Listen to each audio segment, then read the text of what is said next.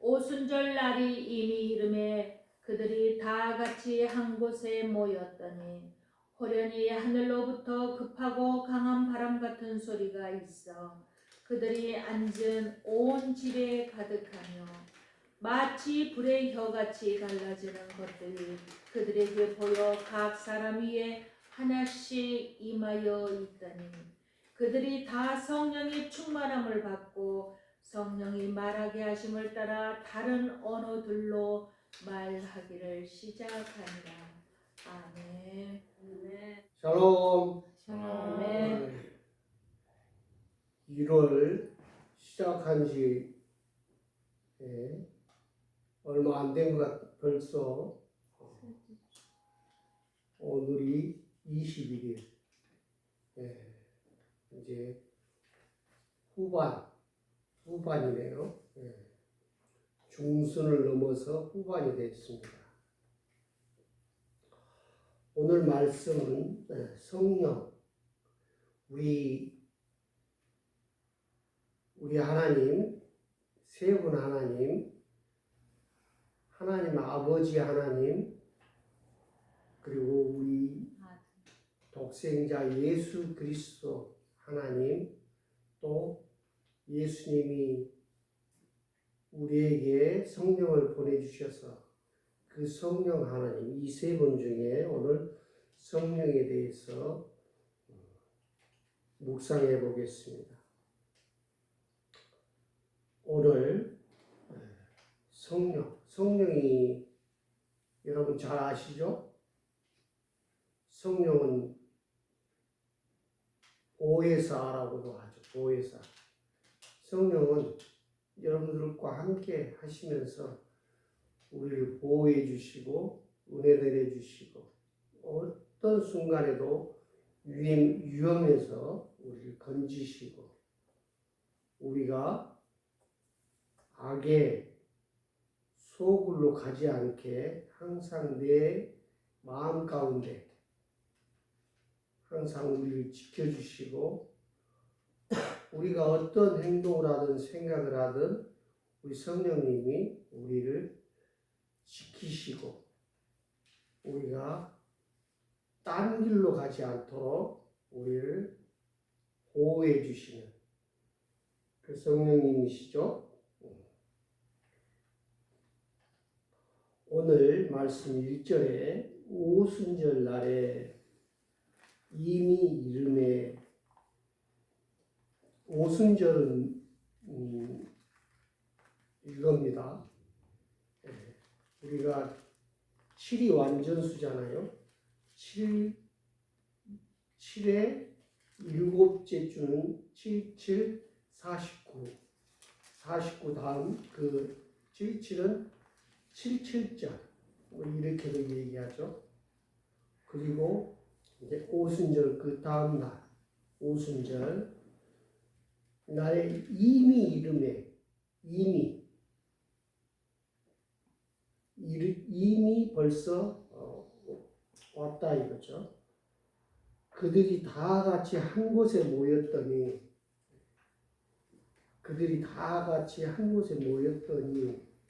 예수님의 제자들이 다락방에 다 모이신 거죠. 그리고 2절에 호련히 하늘로부터 급하고 강한 바람 같은 소리가 있어 그들을 앉은 온 집에 가득하며 이때 급하고 강한 바람 같은 뭐가 있었죠? 소리가 있는 거예요. 바람이 있는 게 아니고 소리가 있었다는 것이죠. 호련히 하늘로부터 급하고 강한 바람 같은 소리가 있어 이때 이게 성령님이신 것이죠. 성령님. 우리에게 성령님이 간절한 마음으로 성령님이 우리를 찾으시는 것이죠. 우리 창세기 1장 1절에 하나님이 뭐예요? 처음에 이르시되 빛이 있으라. 빛이 있으라 이르시되 그 소리 이걸 말씀하시죠. 근데 그 소리가 어때요? 급하고 강한 바람 같다는 것이죠. 그 소리가 이건 성령님이 이런 성격을 가지고 있다는 것이죠. 우리는 어때요? 아버지 하나님, 아들 우리 예수 그리스도, 그리고 그 그리스도께서 다시 오시기 전까지 우리에게 성령을 우리에게 주신다고 약속하신 그 성령님이 소리로, 바람 같은 소리로 오셨다는 것입니다. 그럼 우리는 크리스찬으로서 이 성령을 간절히 성령을 구해야 돼요. 성령님 내게 오시옵소서. 성령님 나에게 충만케 하시옵소서. 성령 충만케 하시옵소서. 간절히 기도하면 그 구하는 바를 성령님이 절대 외면하지 않으세요. 여러분들 이 세상 사는 게 쉽지 않죠. 어렵죠. 또 하루하루 앞날을 모르죠. 그때 어려울 때마다 간절히 성령님 내게 오시옵소서. 성령님 나를 성령 충만케 하시옵소서. 이렇게 기도하는 저와 여러분 되시기를 간절히 기원합니다. 그 성령님은 급하고 강한 바람같이 우리를 어떻게 해요? 찾기를 원하시는 거예요.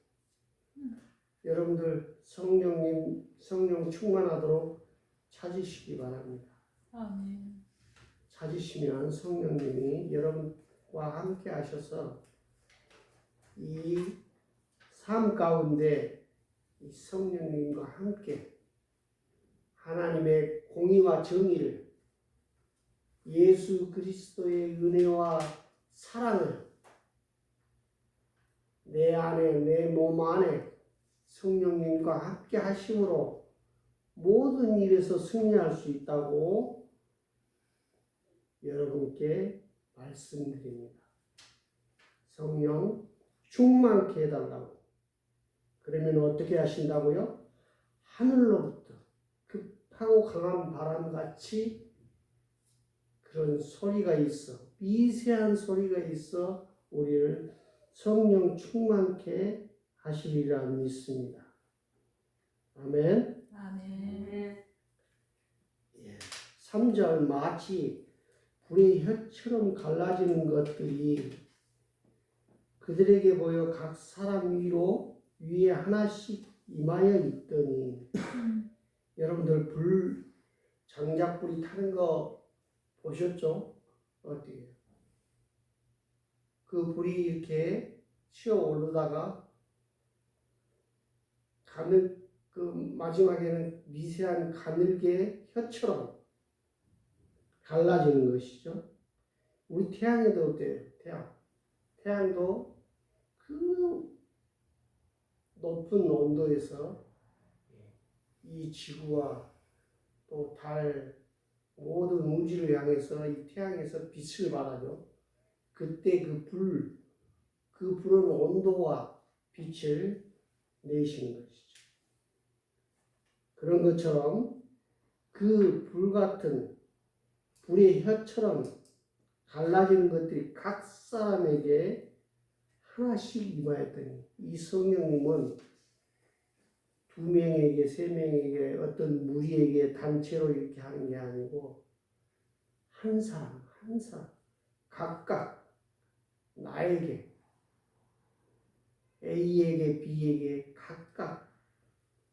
임하신다는 것이죠. 우리 성령님이 임하시는 것이죠. 이 성령님이 임하시면 우리가 평강을 느끼고 하나님의 임재를 경험하는 것이죠. 여러분들 하나님 믿으시죠? 아멘. 예수 그리스도 믿으시죠? 아멘. 그걸 성령님이 확인해 주시는 거예요. 아멘. 우리가 항상 매 순간 성령님이 나에게 임해 있다. 나와 함께 한다는 생각을 함께 한다면 이 세상에 두려울 것이 없는 것이죠.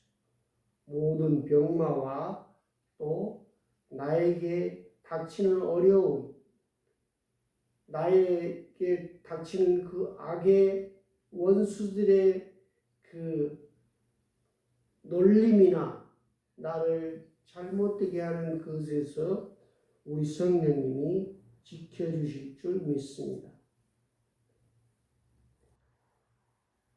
4절 그들이 다 성령 충만함을 받고 성령이 말하게 하심을 따라 다른 언어들로 말하기를 시작하니라. 여러분들 그들이 다 성령 충만함을 받고 성령님이 말하게 하시는 거예요. 성령님. 제가 강단에 서 있는 이 순간도 제가 의도하는 대로 하는 게 아니고 성령님이 나에게 말씀을 주시고 그 말씀을 여러 사람들과 공유하면서 이 성령님을 우리가 경험하는 것이죠. 하나님 말씀을 듣고 이해하는 게 아니에요. 성령님의 말씀을 이해하고 분석하고 이걸 잘했다 잘못됐다 이렇게 구분하는 게 아니에요. 그냥 그 성령님이 내게 오셔서 그 성령님이 그 성령님이 어떻게 미세한 소리로 우리에게 오시는 것이죠.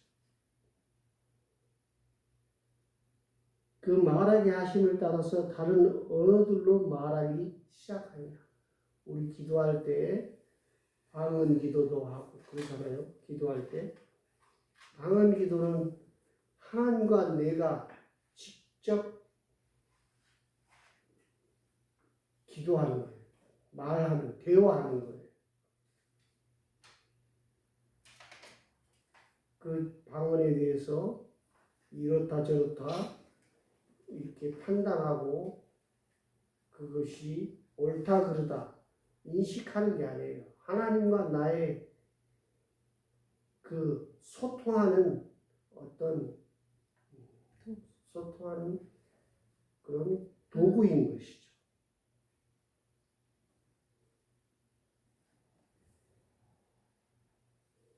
1절에 오순절날에 이름해야 할 때 이때 사도행전 1장 26절에 보면 이런 내용이 나오죠. 제비를 뽑아 마띠아를 얻으니 이름에 그가 11사도의 수에 들어가니라. 마띠아하고 다른 여러 사람이 있는데 누가 12제자로 선택되느냐, 이때 제비를 뽑았다는 것입니다. 우리 예수님을 예수를 판 가룟 유다 대신 12제자를 제비를 뽑아 마띠아를 얻었다는 것이죠. 이때 제비를 뽑은 것은 어떻게 해요? 하나님의 선택인 것입니다.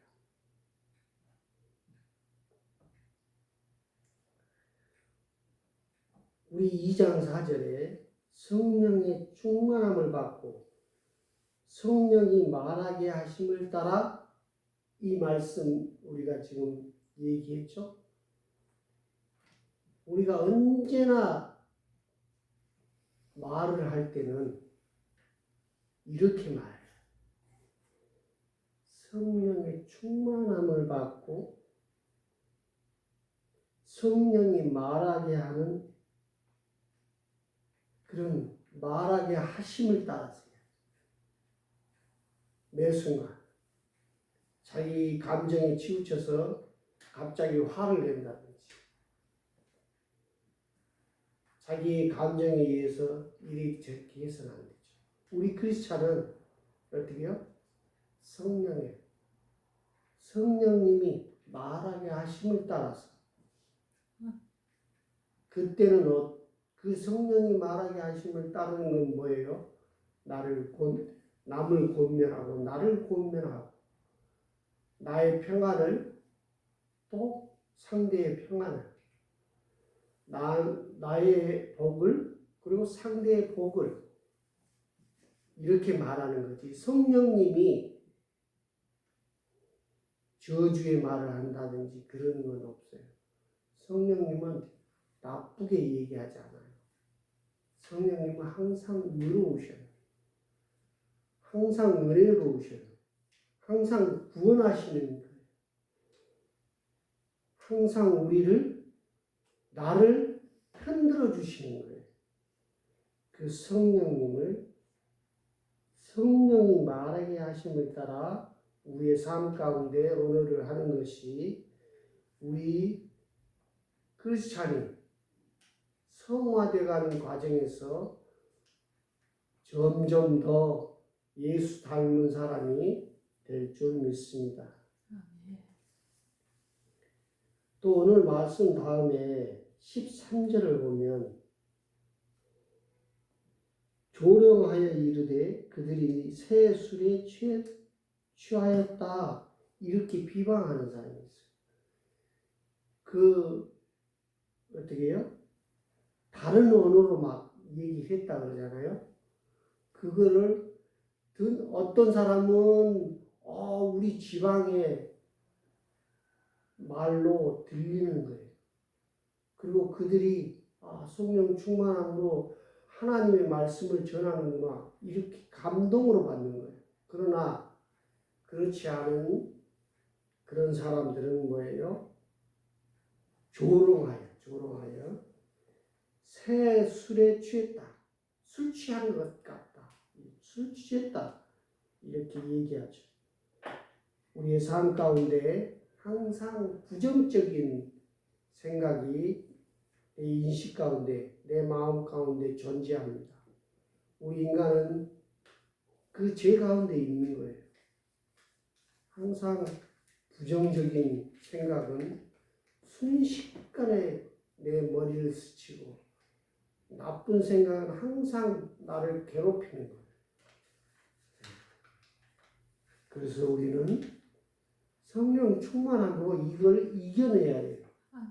우리 성령님이 나와 함께 하심으로 이거를 이겨내야 하는 그 성도들이 조금씩 예수를 닮아가는 성화되어가는 저와 여러분들 다 되시기를 그리스도 이름으로 기원합니다.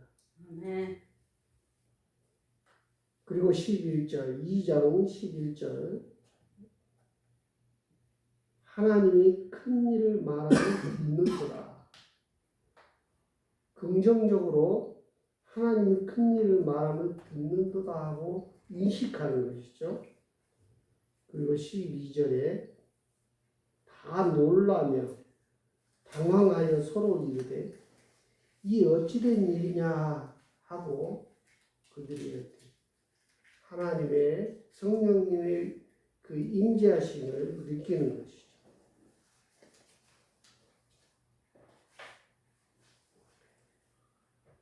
그래서 우리는 그 성령님을 어떻게 해야 돼요? 성령 충만함을 구해야 돼요. 그 성령 충만함을 구하면 성령님이 우리에게 성령 충만함을 주실 것입니다. 기도하겠습니다. 사랑이 많으신 하나님 아버지 감사합니다. 오늘 성령님을 묵상했습니다. 우리 성령님 가운데 우리 가운데 오셔서 우리의 인생 가운데 이 어지러운 세상에서 피할 바위가 되시고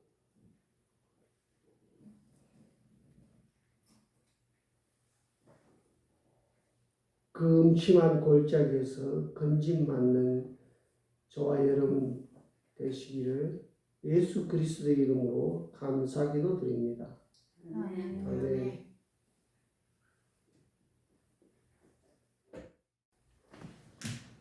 오순절 날이 이미 이름에 그럴 때 오순절에 대해서 좀 더 보충 설명을 하고자 합니다.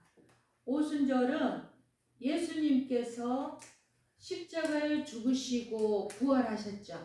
아멘. 아멘. 예수님께서 부활하셨어요. 죽음으로 끝나버리면 우리에게 아무런 우리의 구주가 될 수가 없어요. 왜? 인생은 죄로 말미암아 모두 다 죽기 때문에.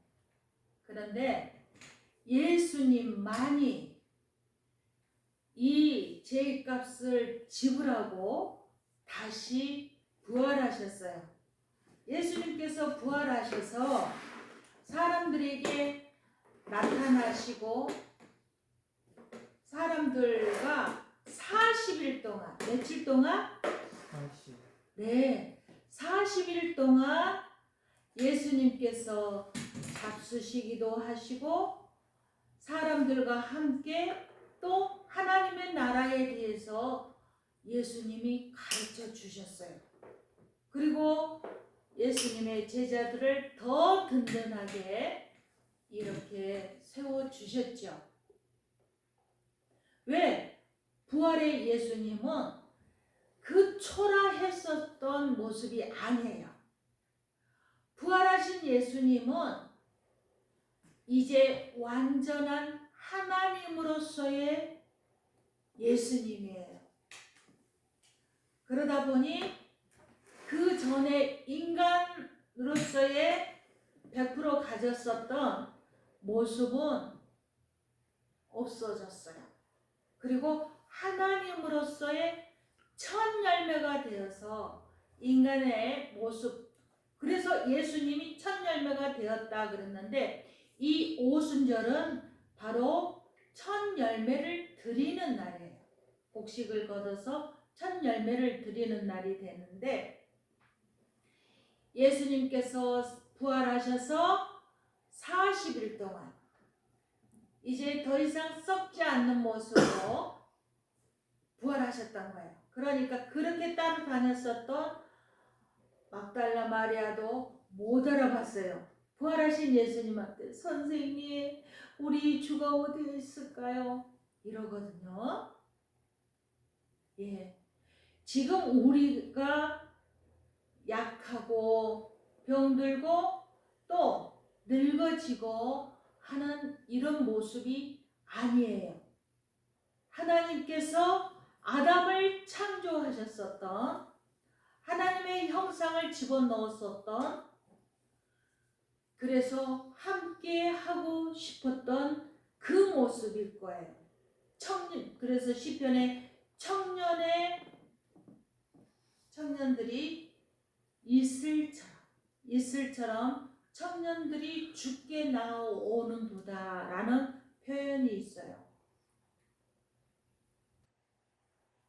이게 여러분 가장 내가 젊었을 때 건강했을 때 가장 아름다운 모습으로 부활합니다. 아멘. 아멘. 자, 그래서 예수님께서 이 부활하신 예수님께서 사람들과 함께 먹고 같이 활동하시다가 이제는 예수님은 이스라엘이란 그 지역에서 얽매여 있을 수 없어요. 예수님은 이제 다시 왕으로서 진짜 왕으로서 다시 오실 거예요. 그러면서 땅 끝까지 이르러 내 증인이 되라 하면서 지상 명령을 모든 믿는 자들에게 주시면서 예수님은 승천하셨어요.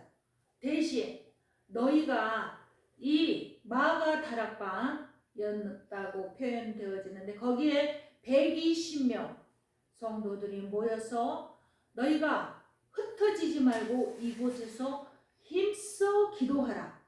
내가 너희에게 보혜사 성령님을 보내주겠다라고 약속하고 승천하신 거예요. 그래서 사람들은 예수님이 승천하신 모습을 보면서 힘써 기도했어요. 9일째 되는 날도 아무런 증상이 없었어요. 그런데 10일째 되는 날, 그러면 예수님께서 40일 부활하시고 40일 그리고 승천하셔서 10일 만에, 그럼 며칠이 되죠? 40 더하기 10은 뭐예요? 50이에요. 50일째 되는 날, 그게 바로 오순절이에요. 자, 이 날 불같이 강한 바람이 하늘로부터 급하고 강한 바람 같은 소리가 있어 그들이 앉은 온 집에 가득하매, 그리고 불의 혀같이 갈라지는 것들이 그들에게 보여 그들의 눈에 보였다 그랬어요. 성령이 보였다 그랬어요. 각 사람 위에 하나씩 임하여 있더니, 아멘. 하나씩. 이제 성령님은 각 한 사람 한 사람에게 다 임재하시는 거예요. 아멘. 아멘. 여러분이나 저나 다 성령님이 임재한, 예수님을 믿습니다 하고 고백하고 주를 받아들일 때 성령님이 바로 한 분 하나님이신 그분이 내 안에 주인으로 들어오신 거예요. 아멘. 아멘. 네, 성령님은 이렇게 한 사람 한 사람, 그래서 모든 땅 끝까지 이르러 내 증인이 되라 말씀하는 지상 명령을 이룰 수 있는 거예요. 지금 현재 한국은 세계 선교의 2위의 나라예요. 두 번째 나라예요. 그만큼 하나님의 이 예수님의 명령을 받아서 세계 각국의 선교사로 많이 파송되어 있습니다. 그래서 지금은 말씀이 들어가지 않는 곳이 없을 만큼 복음이 전파되고 있습니다. 땅 끝까지 복음이 다 증거되어진 후에 예수님이 다시 오리라 말씀하셨어요. 아멘. 그리고 제자들이 한 번 더 물었거든요. 그때 어떤 징조가 보일까요? 물었어요. 그때 예수님께서 말씀하십니다. 무화과 나무 잎이 싹이 나거든 그때를 알라, 이렇게 표현했어요. 예수님께서 오시기 직전에 무화과 나무에 싹이 난대요. 여러분, 무화과 나무는 이스라엘을 상징합니다. 포도나무도 이스라엘을 상징하는데 1948년에 이스라엘이 2000년 동안 디아스포라로 있다가 독립을 했어요. 이스라엘이 뭡니까? 하나님과 겨루어 이겼다라는 뜻이지 않습니까? 그랬었던 이스라엘이 바로 무화과 나무 잎이 싹이 났습니다. 이제는 마지막 징조까지 다 보여주는 시기입니다. 이제는 예수님께서 왕권을 가지고 생명책에 이름이 기록된 사람을 부르실 때에, 오라 하실 때에 여러분 한 사람도 낙오되지 아니하고 바로 강림하는 신랑을 맞이하는 우리 모두가 되기를 소원합니다. 아멘. 그래서 오순절에 대한 설명을 했습니다. 우리가 성령의 충만함 속에 있을 때에 넉넉히 여러분 어느 처소에든지 기도하세요. 예수 이름으로 기도하세요. 이것이 바로 기름병에 주님의 병에 채워진다라고 했습니다. 주님의 병에 우리의 기도가 채워진대요. 그 기름이. 그래서 그 기름에 의해서 불이 계속 등불을 켤 수 있어야 합니다. 등불을 켜는 지혜로운 다섯 처녀 신랑을 맞이했습니다. 하지만 기름이 떨어져 버린 다섯 처녀들은 기름 사러 갈 때에 신랑이 와서 맞이 못했습니다. 여러분, 즉 이것은 무엇을 말하느냐? 교회를 다니고 있어도 모두가 다 구원받는 것은 아니라는 사실입니다. 넉넉히 기름 준비하는 사람이 신랑이 더디 오더라도 넉넉히 성령의 충만함 속에 준비하는 자가 신랑을 맞이할 수 있다 그랬습니다. 한 사람은 가고 한 사람은 남는다 그랬습니다. 결국 뭐냐? 구원 받을 자는 2분의 1밖에 안 되는 거예요. 5명은 구원을 받고 5명은 미련한 다섯 처녀가 된다. 이 말씀입니다. 각각 성령께서 우리 안에 내주에 계십니다. 이 성령님 우리가 무소부재로 심지어 우리가 생각하는 것까지도 이 성령님은 다 아신다라고 말씀합니다. 그래서 여러분들이 있는 처소에서 열심히 넉넉히 기름 준비하시기를 축원합니다.